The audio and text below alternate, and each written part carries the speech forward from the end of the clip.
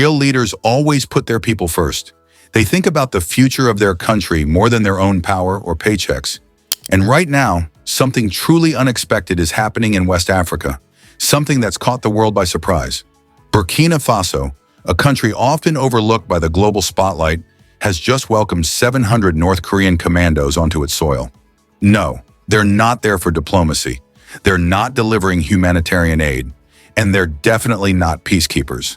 These elite troops have been deployed for one reason only: to protect one man, President Ibrahim Traoré. Now the big question is, why? Why would North Korea, one of the most secretive and isolated regimes in the world, send hundreds of highly trained soldiers to a country thousands of miles away in Africa? Why take that risk? Why now? Let's rewind and take a closer look. In Africa, when foreign troops arrive, they usually wear NATO patches or French flags on their shoulders. That's been the norm for decades. But North Korean boots on the ground? That's a completely new development. This isn't some rumor or internet conspiracy. This is real, and it's been confirmed by both the government of Burkina Faso and North Korea's own state-run media. This is no covert operation. It's an open deployment of battle-ready commandos, armed, active, and operating in broad daylight. These aren't military advisors. They're not medics. They're not engineers. These are frontline combat soldiers on a high-risk security mission to protect President Traoré, support the current regime, and prevent any further coups or assassination attempts. We've seen Russia getting more involved in Africa recently, especially after French forces pulled out of countries like Mali and the Central African Republic. The Wagner mercenaries filled that gap. But North Korea stepping in? That's something entirely different. It's not just unexpected, it's unprecedented.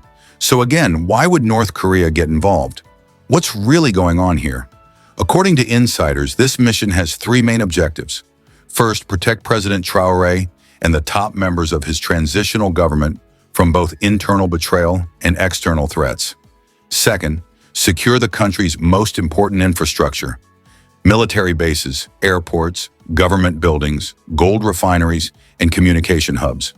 Third, train Burkina Faso's forces using North Korea's highly secretive and aggressive military tactics. This includes guerrilla warfare, personal protection, surveillance, infiltration defense, and, perhaps most critically, how to prevent a coup before it even begins. This wasn't a last-minute scramble. It wasn't a desperate call for help. This move was planned.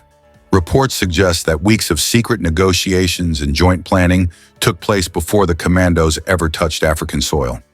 Simulations were conducted, security infrastructure was prepared, and high-ranking officials in Burkina Faso knew what was coming long before the public did. This wasn't a reaction. It was a calculated move taken directly from a military playbook. So what triggered it? Behind closed doors in Ouagadougou, the capital of Burkina Faso, military sources say it all came down to one thing: the rising threat level against President Traoré.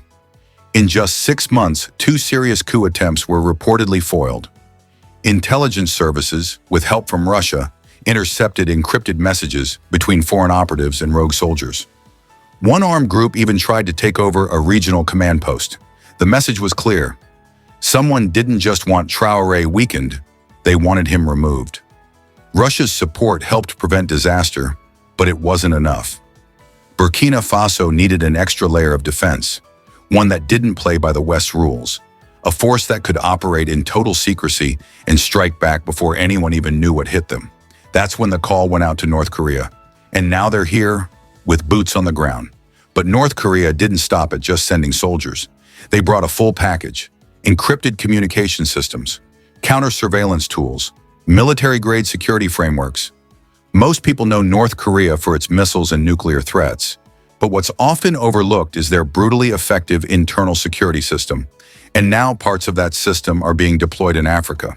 The North Korean troops have been strategically placed in undisclosed zones near the capital and in the unstable northern regions, areas known for insurgency and instability.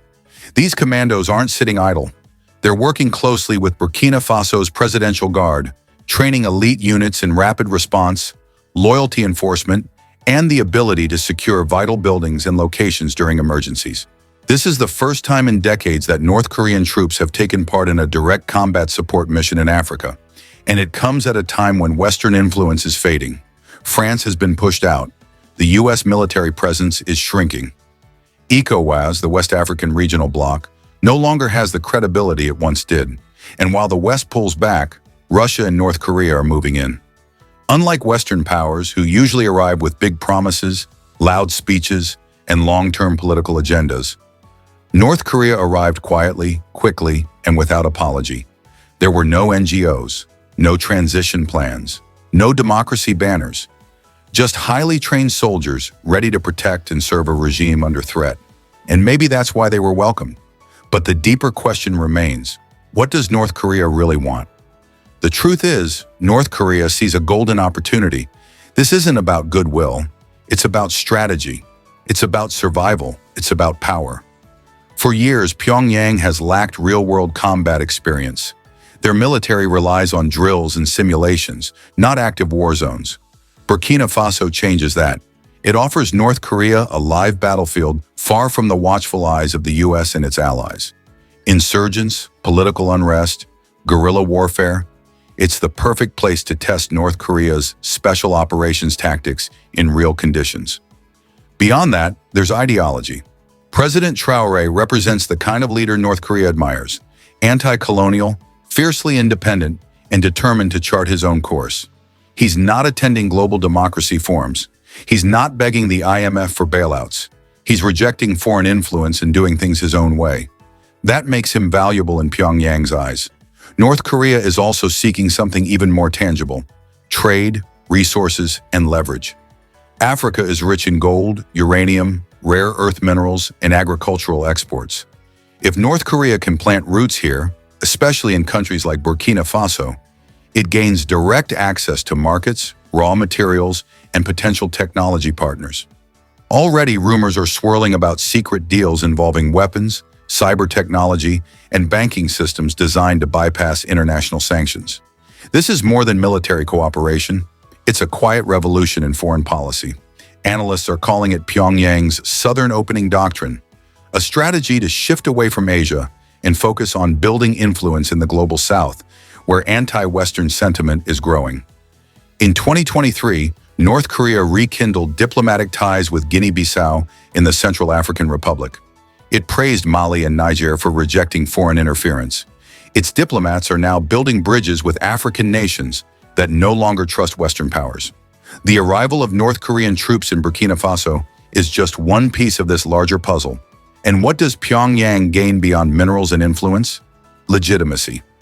Every handshake between an African general and a North Korean officer weakens the narrative that North Korea is globally isolated.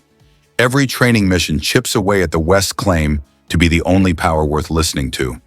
And perhaps the biggest win for Pyongyang? A safe zone. With France gone and ECOWAS out of the picture, Burkina Faso becomes a space free from the West's surveillance.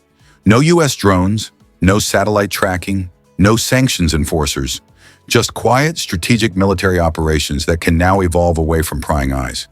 This isn't just a bold move by North Korea. It's the beginning of a bigger shift in global alliances. Africa is no longer just a battleground for East versus West. It's becoming a new arena of independence, and countries like Burkina Faso are leading the way.